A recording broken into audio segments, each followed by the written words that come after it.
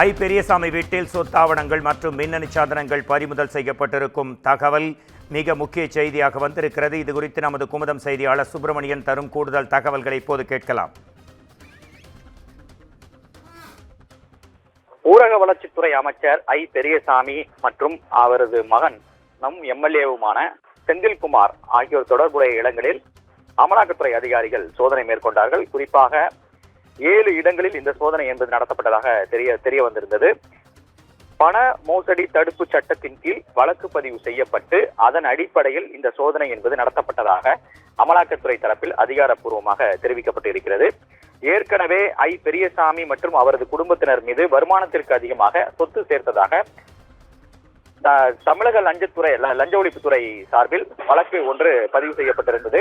அந்த வழக்கு விசாரணையும் நீதிமன்றத்தில் இருக்கிறது.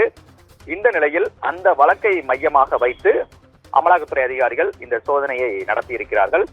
ஏற்கனவே 2 கோடி ரூபாய் வருமானத்திற்கு அதிகமாக சொத்து சேர்த்ததாக அந்த குற்றப்பத்திரிகையில் லஞ்ச ஒழிப்புத்துறை குற்றப்பத்திரிகையில் தெரிவிக்கப்பட்டிருந்தது. அந்த குற்றப்பத்திரிகையை மையமாக வைத்து ஐ பெரியசாமி மற்றும் அவரது மகன் தொடர்புடைய இடங்களில் இந்த சோதனை என்பது நடத்தப்பட்டதாக அமலாக்கத்துறை தரப்பில் தெரிவிக்கப்பட்டிருக்கிறது.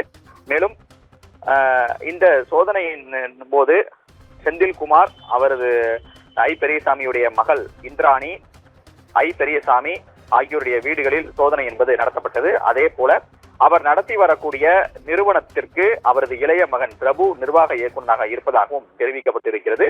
இருளப்பா மில்ஸ் இந்தியா பிரைவேட் லிமிடெட் என்ற அலுவலகத்தை அவரது இளைய மகன் நடத்தி வருவதும் விசாரணையில் தெரிய வந்திருக்கிறது.